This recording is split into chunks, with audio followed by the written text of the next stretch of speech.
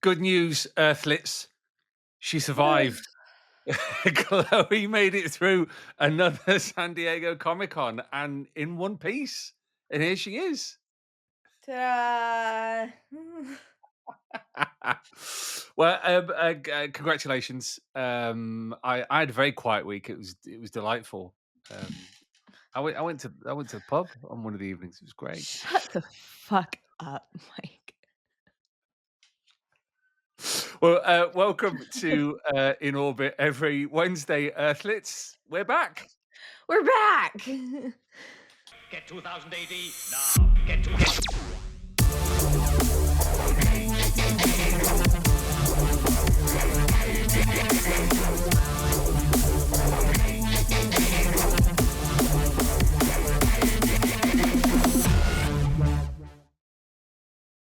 Borag Thung Earthlets, this is In Orbit every Wednesday. I am your host, Molch-R, and this is your host, formerly known as KLO-E, but now surely a ghost of her former self after 5 days stood on concrete talking to people. Ooh, boy. That was a How was lot. it? Yeah? That was a lot. Give It was give give give us your rundown of your San Diego. poster tubes. It's just never ending poster tubes. I've never felt more like a used car salesman, really, than being the loud American at the British booth, just standing there going, "Poster tubes, keep your art safe. Would you like a poster tube?" But you know what? Everybody took them. We had some of the best reaching brand management you've ever seen in your life. I mean, that was the point. So for those who haven't seen them, we've started doing like poster tube giveaways, and this year it was a blue Mhm. Road Trooper design with a couple of Oh, QR yeah. codes on there for like a free download and, Mhm. and merch and everything. Um, and last year we'd given out enough, and we were seeing them everywhere. Like, it was last year. It was a Judge Dredd design. It's like a red Judge Dredd design, and we saw those things everywhere. Like that, Yeah. just always at the corner of your eye, you could see one. So we were like, well, we're going to double the number that we take this year, and they're going to be blue. And I specifically said we want to paint San Diego blue. Did we paint San Oh, Diego blue? yeah, very Oh, brilliant. successfully, I think. Right. Good. Very successfully, but I never wanna see a poster tube ever again in my life. Like, it became, uh well, first of all, now I'll get more into the wonderful cultural crossover of this later, but I can't stop saying tube, um, because I was just surrounded by people that were like, "Do you have any more tubes?" Like, just handing it off to each other, "Tube." But but but that's how you say it, tube. Yeah, no, uh, I say tube. Tube. Tube. Tube. But it became the running thing where it was tube. Choob. It's CHOOB was how I kept spelling it, because one of the delightful little gremlins, working the booth, hi Boomkin, who also watches the podcast apparently, um, uh, we were talking about how many tubes there were, and I kept tube, tube, and now it's the only way I can say it, just it's been drilled into my head. um, I've been colonized by tubes. Uh, yeah, so that was very special, but I did manage to get, I think, most of the team, working with 2000 AD to do their best American accent, which was a joy for me because, our dear other, host of the thrillcast, the deep dives, Steve Morris, Mm. sounds like Dustin Hoffman. I can see that. I can very much see that. 'Cause I just said I was like, "Say water." It was like, and he was like, "Can you get me some water?" But he said it in his best American. I swear to God, he sounded like Dustin Hoffman. I should have recorded it. It was magical. Made me very happy.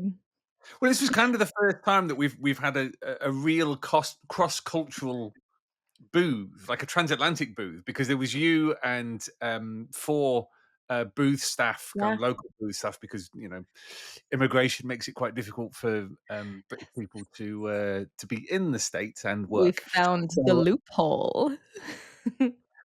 so it was Jose, Dennis, Crystal, and Deirdre. Deirdre.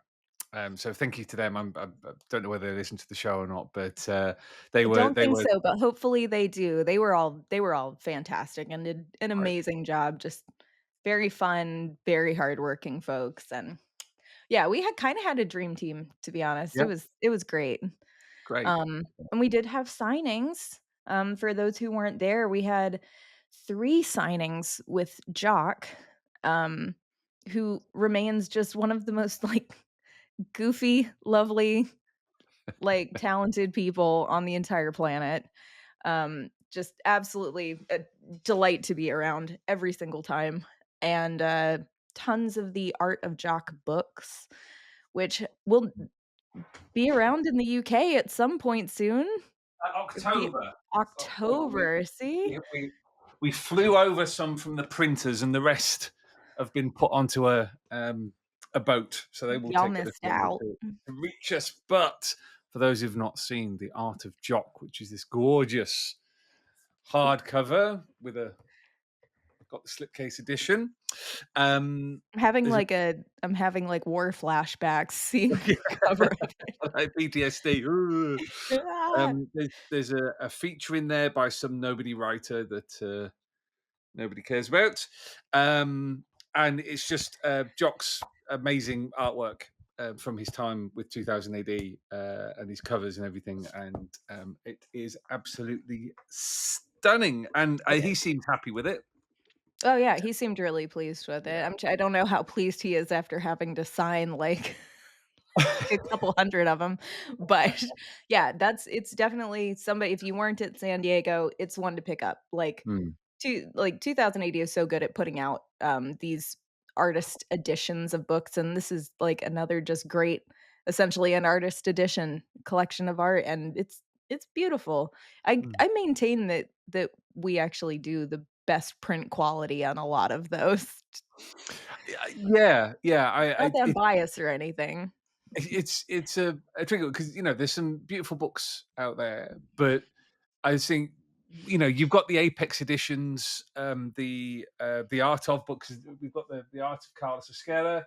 There's the Art of Jock, the Jesuit Art of Jock. There's the Sean Phillips book that's coming Mhm. later this year as well, and they're just nice. And shout out to Gemma Sheldrake, who's the in-house designer at Rebellion Publishing, Hell who yeah, Gemma.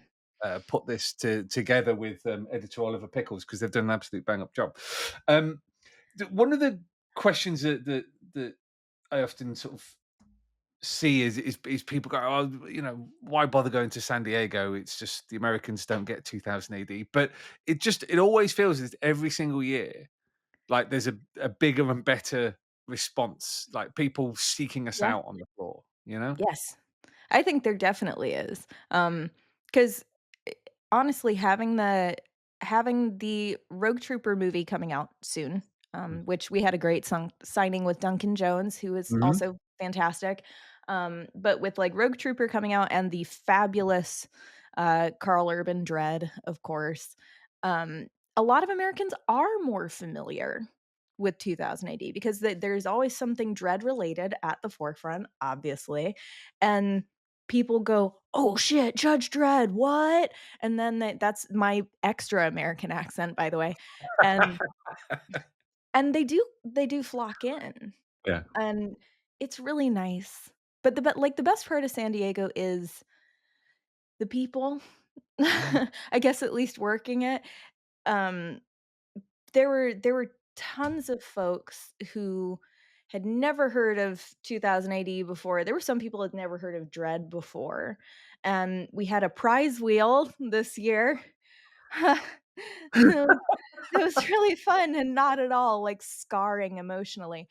But, one of the giveaways that you could get on there was free comic, Mm. and we had just a bin of, like, some of the floppies, and giving those away, and people are like, "What is this?" And I'm like, "I'm so glad you asked.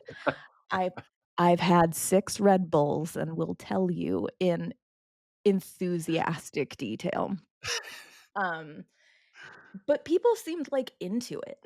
Mm, Like, when you're kind of excited and you explain what all of this is about, and they're like, "Well, where's a good place to start?" "I'm also glad that you asked that." And then you, like, get to really dive into it, and the enthusiasm kind of becomes infectious, and then you end up with all these people that are, like, really stoked to see something new, to mm. read something new, and, like, get a take on sci-fi and fantasy that you don't really get in American comics. So, I'm still kinda glowing from that, like, I live for that.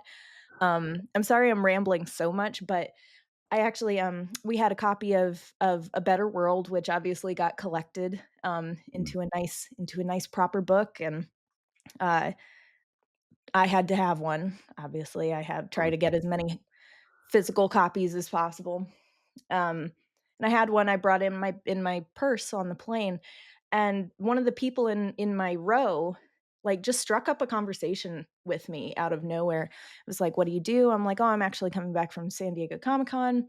You know, they're asking about that. They were relatively young, they were in their early 20s.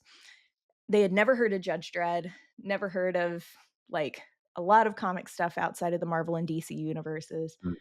and they were asking me about it, and they talked to me about it for ages and ages, and, at the end of the flight, I ended up just giving them my copy 'cause they and I was like, "Here's the premise of this. It's actually a really cool, like, starting point Mm. for Dredd. So, enjoy." And they were like, "Oh my god," and I'm like, I am so tired, and yet I am still proselytizing. But it's good, and people are excited about it, and kids are excited about it, Mm. which I'm a big fan of. Well, there's particularly because I put together the stock list for this year, and you have to balance what people might be looking for with the fact that you want to be in a position where you're recommending a good starting point. So we take the essentials over, we take best of 2000 AD, obviously, um, but then also we've got copies of Nemesis the Warlock. We've got copies of Slain. We've got copies of Shakara. We've got the latest Judge Dredd stuff, and it's always nice to be able to, as a publisher, even you look at other publishers and they have a huge range of books, Mhm. but so often that can be so broad that it's almost impossible to kind of go, well, this will be good, or Yeah. this will be right for you. Whereas I've never had a problem finding something to recommend for Yeah. 2008 Yeah. in almost 15 years. There's always an in with somebody with 2008. It's fantastic. But I'm really glad it went well.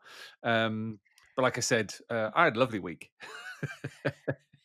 You were extremely missed, though. Lots Oh, of people came bless you. asking for you, and, like, Where's I that to prick? where's the tall mustachioed one? Um, Yeah. oh, I will say, like, massive shout out to all of the lovely, wonderful people who came and said that they listened to the podcast. There were so many of them, Mike. There were so many of them. Um, only one of them 1 or 2 of the yeah, only 1 or 2 of them were not at all weird about it, and, like but it was great, and it felt really bizarre, and it gave me, like, Yeah. a little thrill. Wonderful, Yeah, wonderful. it Well, was hello to all nice of to you hear. who went along and introduced yourselves at San Diego, um, amongst our thousands and thousands of listeners and viewers. Yes. Great. Well, I'm really glad it went well. It was weird to miss it, if I'm honest, because I think Oh, I that's only bet. the second one I've missed in 14 years, um, and the other one was because of a global pandemic. Um, so yeah, strange experience. But no, I'm glad it went well. But in the meantime, In the things meantime, continue. Things continue. we must Um, we must continue. we must continue. For those of you who are 2000 AD subscribers, no doubt you will have got our email last week telling you all about the deals you can get. You can order the San Diego T-shirts. You can still order. Now this is important. This is really important. You have just when does this go out? This goes out the 30th of July. You have 48 hours left. There you go. There's one of the T-shirts. You have 48 hours left to order the Judge Dredd statue that we produced. We have produced with Jock. Um, once the pre-order ends, that's it. It's not going to be available in stores. It's not going to be available on our web shop. Either you order it now or you lose it. And if you're a subscriber, you will have received in June an email with a discount code for which you get a full quarter off the price. So please do go along and order yours. Do not miss out. You will regret it. I promise you now. You actually will though. That Mm. statue is insane. I saw that prototype before it got shipped off to San Diego, and like the bulk of it, I it's incredible. know. Like, and here's the thing, when, a lot of people when it comes to those statues get sticker shock, obviously, because you are paying for something that is hefty and, Yeah. you're paying for a lot of artistic talent to be put into making something that detailed. However, let me tell you, that thing is like you can't this doesn't actually matter. Nobody can tell what scale I'm at right now, but it's huge. Mm, It's yeah. like it's massive, and it It's like comes with, 20 like, inches different tall. It's parts incredible. Yeah. that you can put on, like, you can switch out stuff in the hand, like, I was like, "That's actually this is a damn good deal, actually." Well, those of you who haven't seen any photos from the booth, like we built an entire display cabinet for this thing. It is chunky, and we He's a work very big boy. closely with Jock, and he's very happy with it. It's based on one of his iconic covers, so make sure you order one before you miss out. Well Um, worth it. so yeah, I mean, we should talk about the prog. Okay. I'm sorry. Well, after last week, Okey dokey. I think it's very much a keep it light week because last week's episode was all about the most extreme and offensive stories that 2000 AD has published, and that got quite deep. So I feel if we keep it light this I week.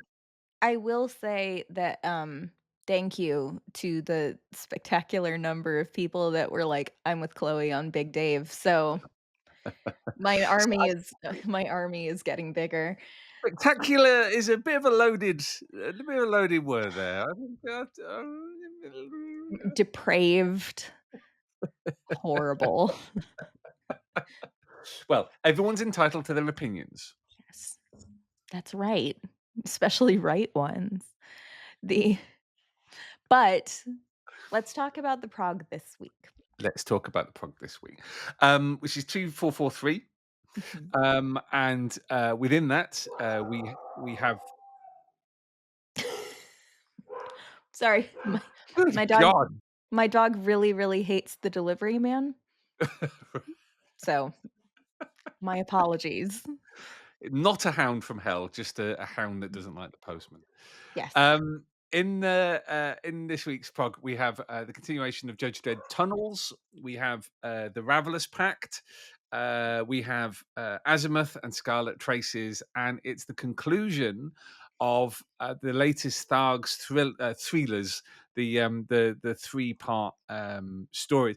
And I wanted to bring this one up because this, like I said, this is the last episode of 3, but this is continuing from a future shock from a couple of years ago, by Honor Vincent and Lee Milmore. Now they are the previous winners of the Thought Bubble Talent Contest that we run every year at the show in Harrogate, and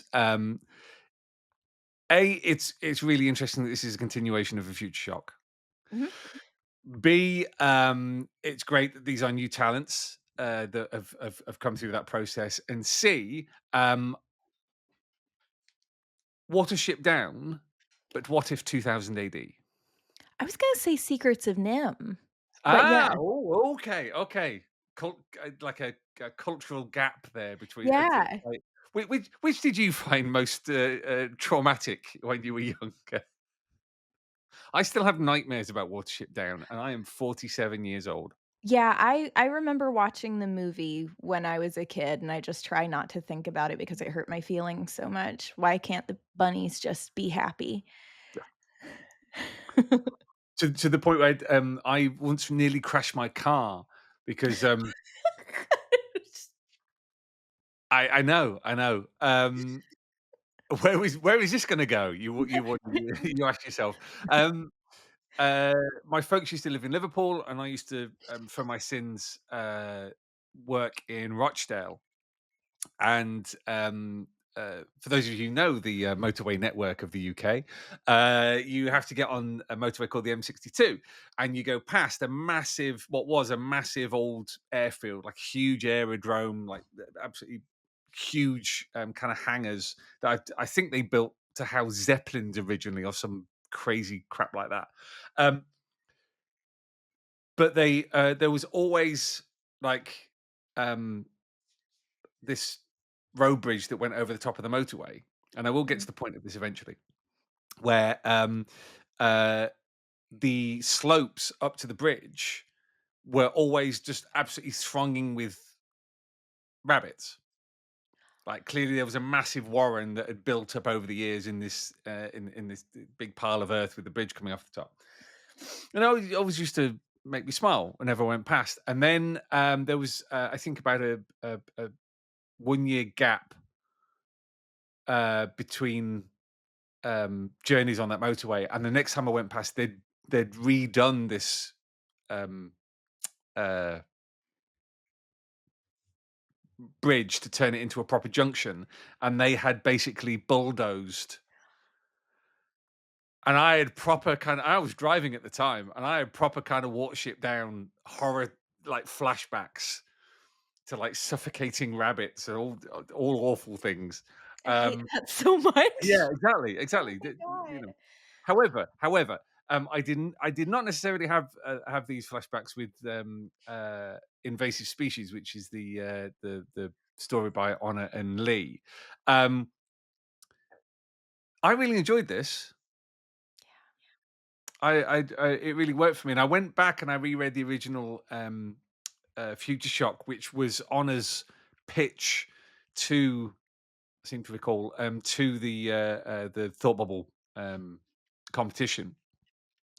And it's nice to see returning to an idea, but also kind of taking it further and just exploring the themes. Because those of you who haven't read it, the original one was basically um, uh, a mouse um, having been experimented on and given not only speech and thought, but also ridiculously long life, like a couple of thousand years. Mhm. Um, and with Invasive Species, which is this thriller, you kind of return and see that mouse trying to perpetuate its species. Yeah. Because despite what it is, it just can't seem to it had- it it had built a time machine basically and gone back and grabbed a load of its comrades and um was trying to keep the species going. And it was just something a little bit there's just something a little bit different about this. There Um, is. and I can't quite put my finger on it.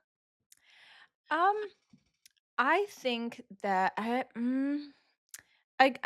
been trying to kind of unpack it a little bit because I agree with you. Mm, There is something that feels like it definitely belongs like in 2000 AD, and somehow it feels wildly different, like a mm, total departure from what we're used to seeing. And I almost wonder if I almost wonder if it's the it's a strip that is very much allowing the emotions of the characters to come through really clearly, like, it's a Mhm. very empathetic strip. Yeah, yeah. And so much is, like, and I see this as a positive, mind you, but a lot of the 2000 AD strips, like, you are able to see the emotions of the characters, but you're viewing it from the outside. Mm, Almost, and this, like, at least when I'm reading it, I kind of I feel for these little mice, mhm. for the little head mouse. I don't know, maybe I'm just, like, overly passionate about animals, but Maybe you've just come back from San Diego just so emotionally exhausted I that, you know. know. Maybe I'm just feeling like crying at the drop of a hat, but I often feel that way coming back from San Diego. But no, you're entirely right. The quite often emotions of characters are mediated um, through the violence that, or the action that they're in response to. yes, Whereas this, and it's kind of the added advantage of it being little mice, little is cute that thing. Lee Milmore does a very good job of imbuing their faces with an awful lot of emotion, even though these are non-human faces, um, and that's quite heartbreaking as Yes. someone who is completely susceptible to his cat looking at him in a certain way of an evening. Because Yep. all my cat in the evening, you know, he's old now. He just wants to sit on my lap of an evening and go to sleep. And I'm like, no, I've got stuff to do. I've got stuff, stuff for my hobby to do. I've got emails to reply to. And he just looks at me and it snaps me in half. So I'm an absolute goddamn sucker for Yep. for stuff like this. But But it you're, yeah. No, please. but you are right. It feels 2000 AD without necessarily being obviously 2000 AD in that there's action. It's a bit grim. I won't spoil the ending, but it ain't a happy one, Earthlets. Because why would you? Uh, but yeah, it's nice to see new talent kind of experiment with something that you wouldn't normally get in 2000 AD. Yeah. Which is great. And now we all know about Michael's Watership Down PTSD. It's just it's rough, and but I like, this is why it is so, like, the thought bubble competition is so important. This is Mm, why branching out, with new talent is so important, because you do get something that has the spirit, has the feel mm. of the publication without falling into the same stories, the same feel. And it's one of the things every year we see similar reactions to the thought bubble competition, which are centered around the idea that it's like like it's Britain's Got Talent or something like that, where it's the person who's the most polished or the loudest or the craziest or whatever wins, and it's never true. As anyone who's ever attended that panel knows, it's about the idea. Yeah. That's what wins. It's not. We've had many very well rehearsed, very polished, very bombastic presentation, pitches done that haven't won Yeah. because the idea isn't strong enough. Though shout out to the to the one guy, bless him. He got to what would have effectively been the last page, so the fourth or fifth page of his Future Shock, and to round it off, he went, and I don't know, like a pen falls out the atmosphere and kills him or something. I mean, like, that's kinda great, actually. That's like, that's pretty good. I mean, there's brass neck, and then there's not finishing the twist of a Future Shock before you pitch it. But bless him. I mean, huge shout out to anyone who pitches and makes it through to the final and gets to put their idea forward. But yeah, and it's Honor's idea was real nice, and so it's great to see this kind of taken forward. But Thought Bubble is on. Maybe I should have worked this out before. Here we go, 15th and 16th of November at Harrogate Convention Centre. If you've never been, go to Thought Bubble. It's the best. I think I've missed like 2 since it started. So I mean that's knocking on for 20 years now. That show's been going. One day One I'll day, make one day. it. Well, we'd have to do what we weren't able to do with San Diego, which is like a live kind of panel podcast kind of Oh, thing. yeah. Yeah, Uh-huh. It yeah. would be absolutely absurd. And let me tell you, I don't think I would feel obviously we did the Galaxy's Greatest panel at San Diego this year, and we had the lovely, Brad and Lisa Gullickson from Comic Book Couples Counseling on Mm. there. I've never felt more like an idiot sitting and having to talk next to them. They were so organized. Lisa had notes. They were both so, like, clever and charming and eloquent, and I was just like, "I like it." Yeah, but come on, they did like 20 panels. Like Dude. they just and they have all their the interviews that they're doing for their show like all set up beforehand. And I'm like, that is a level of organization that I can't even aspire to. I know. I think I even asked at one point, I was like, "Dude, what's it like to be that professional about this?" I don't know. I know nothing about that. But yeah, if we ever end up if I ever end up making it over to Thought Bubble or any of the other UK shows, we would definitely have to do like a live version of the podcast Oh yeah, yeah. because that would be a nightmare and I wouldn't feel like we would be two halves of a whole idiot at least. Like we are every week on In Orbit every Wednesday, Earthlets. Shout out to all our listeners. Um, Fantastic. Well, look, we'll draw this to a close because you're exhausted and I'm relaxed. Like I had a nice weekend where I wasn't stood up for like 20 hours a day. I do actually love that for you, to be fair. You deserve it. It was great. I did see.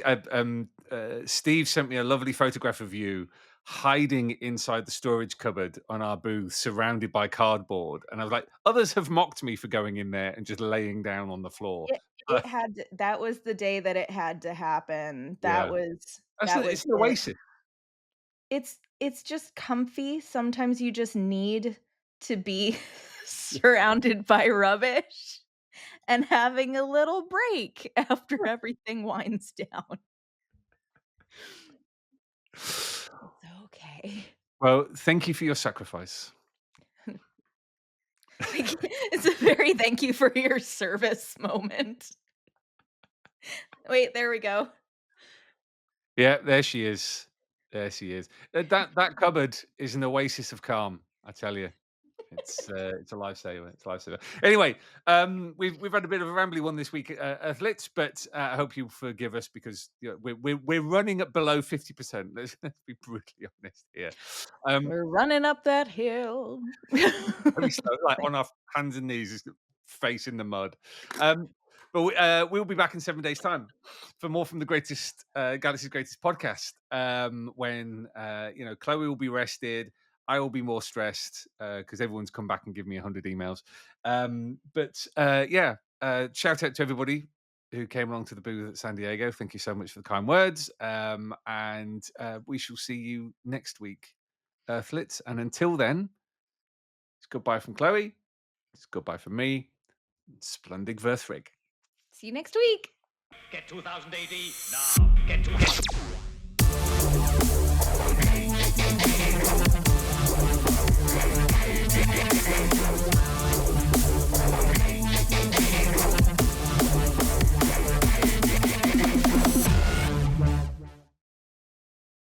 Well, thanks for joining us on In Orbit every Wednesday, Earthlets. Make sure you like and subscribe and go along to 2000 AD, where you'll be able to subscribe to 2000 AD and the Judge Dredd magazine. Sign up to our newsletter and you'll get hundreds of pages of free comics to download. And download the app for your Apple and Android devices. Now, don't forget, Earthlets, this is the 2000 AD universe.